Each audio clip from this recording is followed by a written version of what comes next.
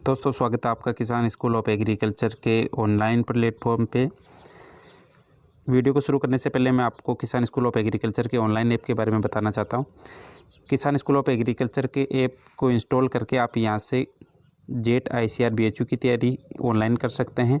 App को आप यहाँ से लिंक पे जाके इंस्टॉल कर सकते हैं। अगर ऐप को आप प्ले स्टोर में सर्च करना चाहते हैं तो आप जेट कोचिंग सर्च कीजिए। जेट कोचिंग सर्च करेंगे तो आपको यहाँ पे किसान स्कूल ऑफ एग्रीकल्चर का ऐप दिखेगा। ऐप के ऊपर आप यहाँ पे क्लिक कीजिए। क्लिक करने के बाद में आपको यहाँ पे इंस्टॉलेशन के बटन पे क्लिक करना है।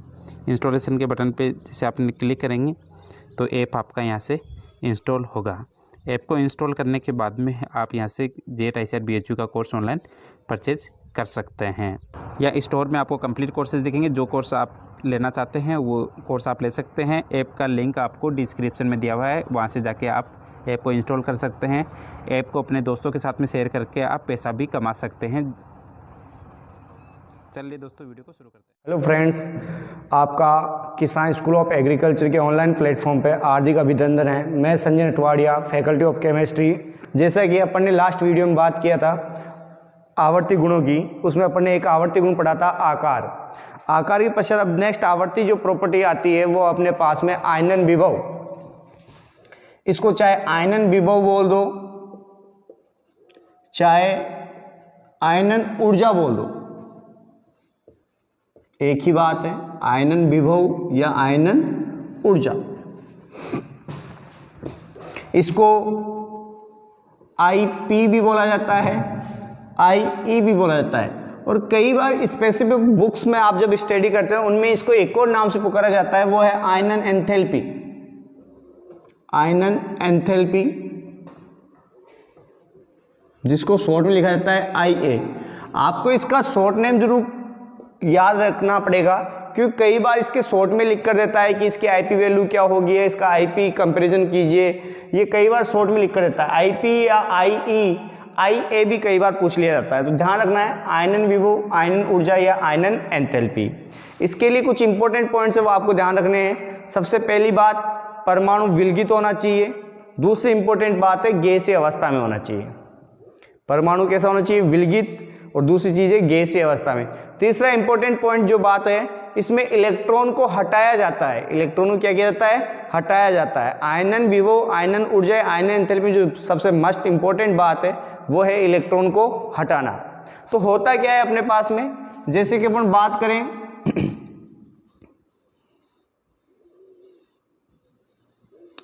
ये अपने पास में कोई विलगित गैसीय परमाणु है और ये इसका बाह्यतम कोश है।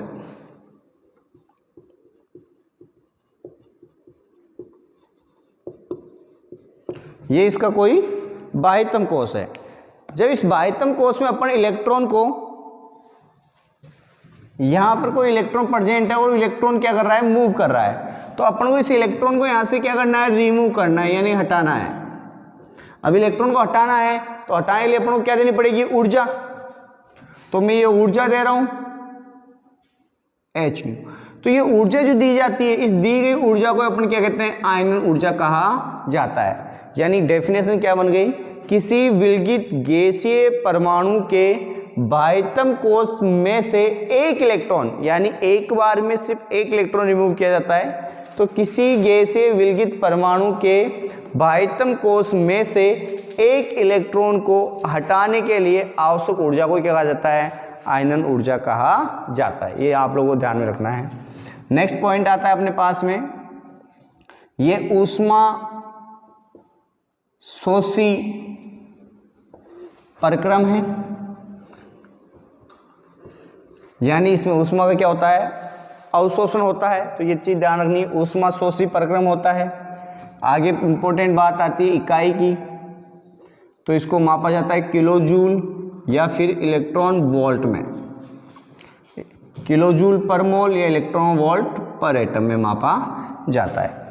इसके बाद जो नेक्स्ट पॉइंट आता है इसका, वो आता है maximum ionization energy in PT, यानी पीरियोडिक टेबल में सर्वाधिक आयन ऊर्जा किसकी होती है?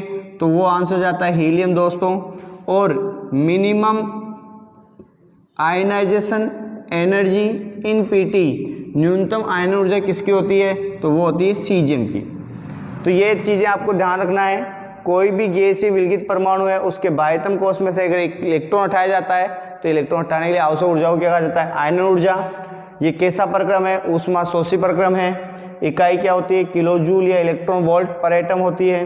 मैक्सिमम आयन ऊर्जा पीरियोडिक टेबल में किसकी होती है, हीलियम की, और मिनिमम आयन ऊर्जा किसकी होती है, सीजियम की होती है। इसके बाद में जैसे अपन ने आकार में पढ़ा था सेम वही कंडीशन आती है। अब अपन तुलना करेंगे, क्या करेंगे, तुलना।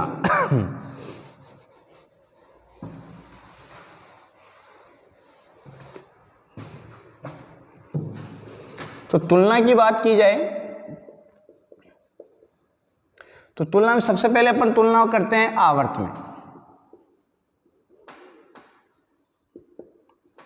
आवर्त में ये ध्यान रखना है आपको कि आयनन ऊर्जा जो है वो समानुपाती होती है जेड इफेक्ट के। क्योंकि आपको इतनी सी बात अब समझ लेनी चाहिए कि जो आवर्त है और आवर्त में प्रभावी कारक जो होता है वो कौन होता है, जेड इफेक्ट होता है। तो आयनन ऊर्जा किसके समानुपाती होगी, जेड इफेक्ट के। तो यहाँ से अपने पास सीधी सी बात आती है कि लेफ्ट टू राइट जाने पर जेड इफेक्ट क्या होगा, लगातार बढ़ेगा, तो आयनन ऊर्जा भी क्या होगी, लगातार बढ़ेगी। एक बात तो यहाँ से ये क्लियर हो गई। दूसरी चीज जो है वो ये है, अब आते हैं इसमें अपवाद। एक्सेप्शंस की बात की जाए, अपवादों की बात की जाए, तो उसमें ध्यान रखना है कि वैसे तो आयनन ऊर्जा लगातार क्या हो रही है, बढ़ रही है। लेकिन अगर H2 विन्यास आ जाता है और उसके साथ में NP विन्यास आता है तो H2 विन्यास की आयनन ऊर्जा क्या हो जाती है, ज़्यादा हो जाती है। किससे, NP1 से।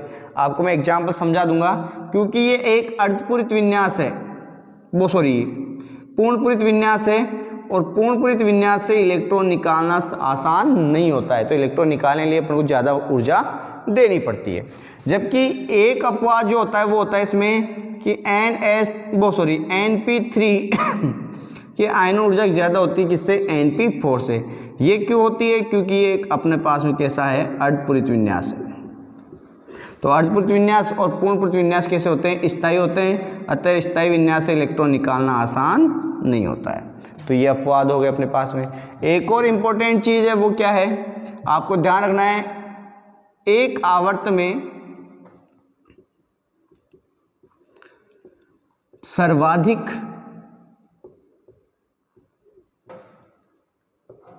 आयनन ऊर्जा अक्रिय गैसों की होती है। किसकी होती है, यानी आकार भी इन्हीं का अधिक था, तो आयनन ऊर्जा भी एक आवर्त में सर्वाधिक किसकी होगी, अक्रिय गैसों की होगी। फॉर एग्जाम्पल अगर अपन बात करें, अभी एग्जाम्पल जैसे मैंने सेकेंड आवर्त की मैं बात करूं, सेकेंड आवर्त में मेरे पास एलिमेंट्स आ गए lithium, beryllium, boron, carbon, nitrogen, oxygen, fluorine और नियोन। सबसे पहले आप एलिमेंट्स को पुटअप कर लिए। इसके बाद में इन एलिमेंट्स का जो भी क्वेश्चन दिया होता है उन एलिमेंट्स को आपका इलेक्ट्रॉनिक कॉन्फ़िगरेशन लिखो। जैसे इसका इलेक्ट्रॉनिक कॉन्फ़िगरेशन हो गया अपने पास में S1, इसका हो गया H2, P1, P2, P3, P4, P5 और P6। अब देखो, वैसे तो मैं अगर लेफ्ट टू राइट जा रहा हूं तो लगातार जाने पर जेड इफेक्ट लगातार क्या हो रहा है, बढ़ रहा है। तो आयनाइजेशन एनर्जी भी क्या होगी, बढ़ेगी। क्लियर है, S1। लेकिन अब क्या हो गया यहाँ पे कि देखो, इसका विन्यास क्या गया H2 और इसका विन्यास क्या गया P1। तो आप क्या करो, जब क्रम बनाओ तो H2 को ले जाओ P1 की जगह और P1 को कहाँ ले आओ, H2 की जगह। समझ गए। ऐसे ही आप अपवाद देखो, NP3 की ज़्यादा होती है NP4 से, तो NP3 की जगह किसके ले जाओ, NP4 को, और NP4 की जगह NP4 को कहाँ ले आओ, NP3। जब आप ऑर्डर बना रहे हो, जैसे ऑर्डर क्या बनाया, ये बनाया कि लिथियम, अब लिथियम से ज़्यादा किसकी होनी चाहिए थी, बेरिलियम की। लेकिन बेरिलियम से ज़्यादा, बेरिलियम की किससे होती है, बोरोन से। तो आप बेरिलियम को किसकी जगह ले जाओ, बोरोन की जगह, बोरोन की किसकी जगह ले आओ, बेरिलियम। अपने आप क्रम बन गया। ऐसे कार्बन आ गया। अब क्या करना है, नाइट्रोजन कौन आ जाएगा, ऑक्सीजन, ऑक्सीजन कौन चला जाएगा, नाइट्रोजन, फिर फ्लोरीन, और सबसे ज़्यादा किसकी होगी, नियोन की। That's all. ये चीज़ आप लोगों को क्या रखना है, ध्यान रखना है कि एक आवर्त में जब आयनन ऊर्जा है वो किसके समानुपाती होती है, जेड इफेक्ट के। तो जेड इफेक्ट बढ़ेगा तो आयनन ऊर्जा भी क्या हो जाएगी, बढ़ जाएगी। केवल अपवाद है, H2 की विन्यास वालों की ज़्यादा होगी किससे, Np1 से, और Np3 वालों की ज़्यादा होगी किससे, Np4 से। अब ICR में क्या करता है, वो अपन को एक आयन ऊर्जा फर्स्ट ना पूछ करे, आयन ऊर्जा सेकंड, आयन ऊर्जा थर्ड के क्रम पूछता है। तो वो चीज़ आप लोगों को ध्यान रखनी है। जैसा एक इलेक्ट्रॉन निकाल दिया, अब इनका विन्यास, एक इलेक्ट्रॉन निकालने का विन्यास क्या हो गया, जैसे इसका S1 था, एक इलेक्ट्रॉन निकालने के बाद इसका पास विन्यास क्या आ जाएगा, H2 आ जाएगा। क्योंकि आप समझ लो यहाँ पे लिथियम जो है अपने पास में, इसका विन्यास एक्चुअली ये होता है 1s2 2s1। एक इलेक्ट्रॉन निकल गया तो लिथियम प्लस बन गया, मान लो अब क्या हो गया 1s2, तो ये अपने पास विन्यास क्या आ जाएगा, ये वाला है। फिर इसमें से इलेक्ट्रॉन निकालना है तो उनको भी उसी सिस्टम से सेट कर लेना है। ये अपने पास में आवर्त हो गया। आवर्त में अगर बात की जाए तो मैं आपको यहाँ से एक चीज क्लियर कर देना चाहता हूं कि अगर आकार में कई बार बात आ जाती है, आवर्त में आकार समान आ जाता है, तो आकार समान होने पर ध्यान रखना आयन ऊर्जा क्या हो जाएगी, बढ़ जाएगी। तो ऐसे ही बात करते हैं अपन। नेक्स्ट जो आता है अपने पास में वो आता है वर्ग। और वर्ग में क्या होता है कि आयन ऊर्जा जो है वो आकार पे निर्भर करती है, और आकार जो है तो आयन ऊर्जा आकार के क्या होगी, व्युत्क्रम अनुपाती, यानी आकार बढ़ेगा तो आयन ऊर्जा में क्या होगी, कमी। यानी जैसे एक वर्ग में ऊपर से टॉप टू बॉटम जाने पर क्या होता है कि साइज यानी आकार लगातार बढ़ता है, तो आयन ऊर्जा या आईपी में क्या आ जाएगी, लगातार कमी होगी। फॉर एग्जाम्पल जैसे लिथियम, सोडियम, पोटेशियम, रुबिडियम और सीजियम, जैसे टॉप टू बॉटम चल रहे हैं, साइज रेगुलरली क्या हो रहा है, इंक्रीज हो रहा है, तो एनर्जी क्या होगा, डिक्रीज होगा, ये क्रम हो गया। लेकिन यहाँ एक अपवाद आता है, वो ध्यान रखना है, आकार समान होने पर आयनन ऊर्जा बढ़ती है। रीजन जो दिया जाता है वो होता है जेड इफेक्ट बढ़ता है, और आप जानते हैं जेड इफेक्ट बढ़ेगा तो आयन ऊर्जा भी क्या होगी, बढ़ेगी। जैसे अपने पास में आ गया बोरोन, एल्यूमिनियम, गैलियम, इंडियम और थेलियम। आकार का क्रम बनाऊं तो आकार क्या बनेगा, यहाँ बढ़ता है, यहाँ लगभग समान, फिर बढ़ता है, फिर लगभग समान, तो आयन ऊर्जा क्रम क्या बन जाएगा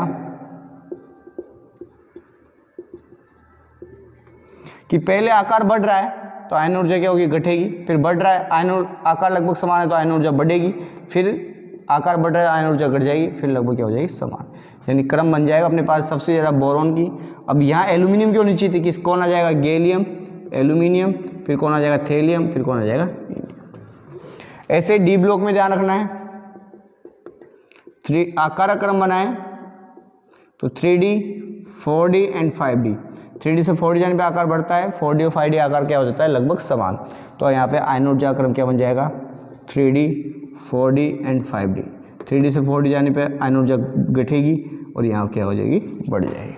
तो ये था अपने पास में, पहले अपन ने बात की आवर्त में तुलना की, उसके पश्चात अपन किस में तुलना कर रहे हैं, वर्ग में की। अब एक और कंडीशन आती है, वो आती है अपने पास में सम इलेक्ट्रॉनिक के अंदर। किस में आती है, सम इलेक्ट्रॉनिक में।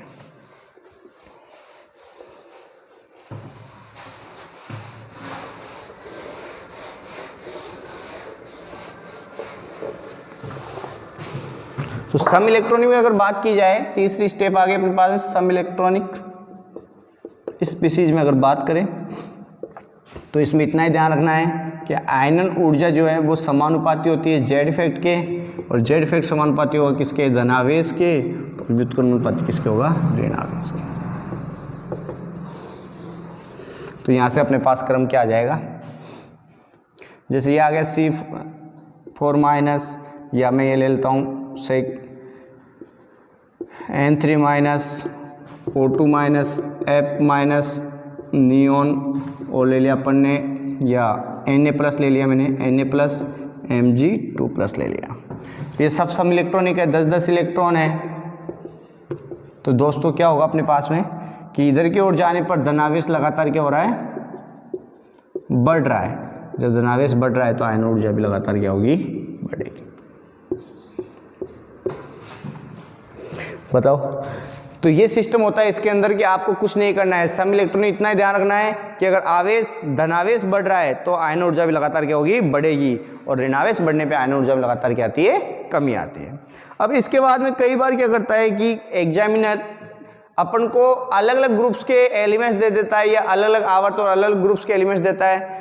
अपने मोस्टली ये ध्यान रखना है कि सेकंड और थर्ड आवर्ती अपने सिलेबस में है, चाहे आप नीट दे रहे हो, चाहे ICR दे रहे हो, चाहे BHU दे रहे हो, चाहे अपने पास में बात की जाए आप जेट का तैयारी करें, इनमें मोस्टली आपकी जो क्वेश्चन बनता है वो सेकंड और थर्ड आवर्त से बनता है। फोर्थ आवर्त से रियल केस ही क्वेश्चन पूछा जाता है, तो ये चीज़ ध्यान में रखना है आप लोगों को।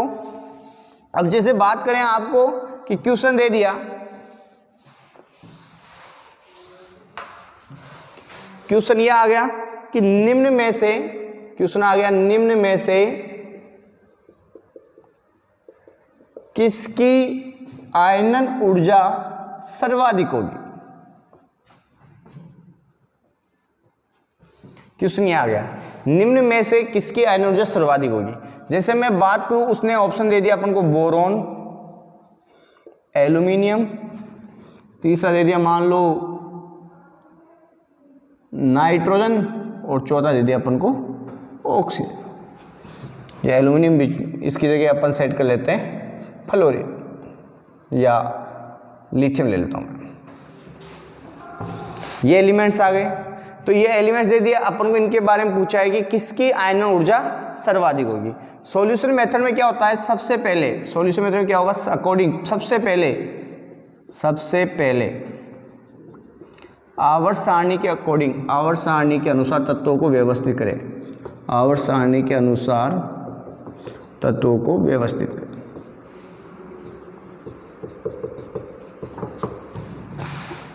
करें। जैसे तत्व व्यवस्थित कैसे करना है कि बोरोन ले लिया, बोरोन से पहले इधर क्या कौन आता है, लिथियम, यहाँ कौन आता है नाइट्रोजन, यहाँ कौन आता है ऑक्सीजन। सेकेंड स्टेप क्या आता है इसके अंदर, फिर इलेक्ट्रॉनिक विन्यास लिखे, क्या लिखे, इलेक्ट्रॉनिक विन्यास। अब इलेक्ट्रॉनिक विन्यास क्या है, इसका आपको पता है 2s1 होता है, इसका 2p1 होता है, इसका 2p3 होता है, इसका क्या होता है 2p4 होता है। ठीक है, अब इस कंडीशन में ये आ गया अपने पास में। अब आपको इनको सोल्व करना है। इसके बाद तीसरा है आप तुलना करें। तुलना क्या करें कि आपको पता है कि इलेक्ट्रॉन विन्यास बढ़ेगा यानी जेड इफेक्ट बढ़ेगा, जेड इफेक्ट बढ़ने पर सीधी सी बात है क्या बढ़ता है, इधर की ओर जाने पर सीधी सी बात है क्या बढ़ेगा, जेड इफेक्ट बढ़ेगा। जेड इफेक्ट बढ़ेगा तो आयनन ऊर्जा भी क्या होगी, बढ़ेगी। लेकिन S1 है और इसका क्या है P1, नो एक्सेप्शन, तो ये बढ़ रहा है। यहाँ पे भी क्या होगा, बढ़ेगा। लेकिन P3 और P4 में किसकी ज़्यादा हो जाएगी, P3 की, और किसकी कम हो जाएगी, P4 की। यानी मैक्सिमम आयनन ऊर्जा किसकी आ गई, नाइट्रोजन की आ गई। किसकी आ गई, नाइट्रोजन। ठीक है बेटा, तो ये ध्यान रखना है आपको कि सबसे ज़्यादा किसकी आ जाएगी, नाइट्रोजन की आ जाएगी। आगे जैसे ये तो सेम आवर्त के एलिमेंट्स थे, अब मान लो अगर डिफरेंट ग्रुप्स के एलिमेंट्स दे दे, जैसे उसने दे दिया अपन को कि बोरोन, एल्यूमिनियम, कार्बन और मान लो ये सिलिकॉन दे दिया। अब इनको सोल्व करना है तो इनमें भी वही सिस्टम होगा। सबसे पहले इनको किसके अकॉर्डिंग जमाना है, आवर्त सारणी के अकॉर्डिंग अरेंज कर दो। जैसे ये बोरोन आ गया, एल्यूमिनियम कहाँ आता है, बोरोन के नीचे, ये कार्बन आ गया, ये सिलिकॉन आ गया। इसके बाद में क्या करोगे, इलेक्ट्रॉन विन्यास लिखो। इसका इलेक्ट्रॉन विन्यास क्या होता है, P1, इसका भी P1, इसका P2 और इसका भी क्या होगा, P3। ठीक है, इसके बाद में क्या करनी है, आपको तुलना करनी है। तो तुलना में क्या होगा कि वर्ग में या तो पहले आप आवर्त में सोल्व कर लें या फिर किस में सोल्व कर लें, वर्ग, दोनों किसी भी सिस्टम में आपको जो बेस्ट लगे, या तो पहले आवर्त में सोल्व करें या फिर किस में, वर्ग में। जैसे मैं इसको आवर्त में सोल्व करता हूँ, इधर पहले इसको आवर्त में सोल्व किया, P1 से P2 गया तो जेड इफेक्ट बढ़ रहा है यानी आयनन ऊर्जा भी बढ़ेगी। यहाँ पर भी ये कंडीशन आएगी, सॉरी P2 था यहाँ, ये कंडीशन आएगी, सही नहीं। अब एक एक को वर्ग में सोल्व करें, वर्ग वाइज सोल्व करें तो वो वर्ग में ऊपर से नीचे की ओर जाने पे आकार बढ़ रहा है तो आयनन ऊर्जा क्या हो जाएगी, घट जाएगी। यहाँ पर भी आयनन ऊर्जा क्या हो जाएगी, घट जाएगी। जिसकी तरफ दोनों खुले मुंह है उसकी आयनन ऊर्जा क्या हो जाएगी, मैक्सिमम, और जिसकी तरफ दोनों बंद मुंह है उसकी क्या हो जाएगी, मिनिमम। अब इसमें इतना ही ध्यान रखना है आपको कि क्रम कौन सा पूछ रहा है, बढ़ता हुआ पूछ रहा है या घटता हुआ पूछ रहा है। तो बढ़ते हुए या घटते हुए क्रम का आपको स्पेशली ध्यान रखना है। बढ़ता हुआ क्रम पूछे तो जैसे मैंने बात किया बढ़ता हुआ क्रम, बढ़ते हुए क्रम में क्या होगा कि सबसे पहले लिखेंगे सबसे छोटे को, यानी एल्यूमिनियम आ गया, और उसके बाद लिखेंगे सबसे बड़े को, ये कार्बन लिख दिया। आपके पास दो आ गए ना, एक मैक्सिमम आ गया, एक मिनिमम आ गया। अब आपके पास एक छोटा सा लफड़ा रह गया इसके अंदर कि अब आपके सर एल्यूमिनियम से जस्ट ज्यादा किसका होगा। तो मैं आपको एक ट्रिक बताता हूं, बढ़ते हुए क्रम में ट्रिक क्या है कि ये तीसरे आवर्त का, यहां पर भी तीसरे आवर्त का आएगा, ये दूसरे आवर्त का, और यहां पर भी कौन से आवर्त का आएगा, दूसरे आवर्त का। अब देखो ये सेकंड आवर्त के एलिमेंट्स थे, ये थर्ड आवर्त के एलिमेंट्स थे। तो थर्ड आवर्त के एलिमेंट्स कौन आ गया, सिलिकॉन, बाकी बचा एक जो क्या लगा दिया, बोरोन। यानी बढ़ता हुआ क्रम आया तो ट्रिक क्या आ गई, 33-22। अगर यही क्रम अपने पास चेंज हो जाए और क्वेश्चन पूछ ले घटता हुआ क्रम, क्योंकि अपन को कंफ्यूजन सबसे ज्यादा इसी में होता है। मान लो आपने ट्रिक भी रट ली, याद कर ली इसको कि 33-22 हो गई गुरुजी, आप क्रम पूछा था, मैंने बताया बढ़ते हुए के लिए, आप पूछोगे, मान लो क्वेश्चन ने पूछ लिया घटते हुए क्रम, आप करके आते हो अरे कि अपना क्वेश्चन सही है, घर आके देखते हो आपके क्वेश्चन आंसर गलत मिलता है, तो आपके तो यार गुरुजी गड़बड़ हो गई है। तो आपको स्पेशली ध्यान रखना है, बढ़ता हुआ क्रम है तो ट्रिक ये है, घटता हुआ क्रम हो जाएगा ट्रिक उल्टी हो जाएगी, इसकी क्या हो जाएगी, 22-33 हो जाएगी। यानी क्या हो जाएगा, एल्यूमिनियम जो था वो सबके लास्ट में चला जाएगा और कार्बन सबसे पहले, कार्बन, बोरोन, सिलिकॉन और कौन आ जाएगा, एल्यूमिनियम। ठीक है, तो दोस्तों इसी के साथ में अपने पास में आयनन ऊर्जा का जो टॉपिक है वो क्या होता है, कंप्लीट होता है। आयनन ऊर्जा कंप्लीट हो गई है। और आयनन ऊर्जा भी एक ऐसा टॉपिक है जिससे क्वेश्चंस बहुत ज्यादा बनते हैं, तो आपको स्पेशली ध्यान रखना है कि हो सकता है आपको 20 के अंदर यानी दिस ईयर आपको जेट में क्वेश्चन देखने को मिल जाए, हो सकता है, मोस्टली पॉसिबिलिटीज। ठीक है दोस्तों।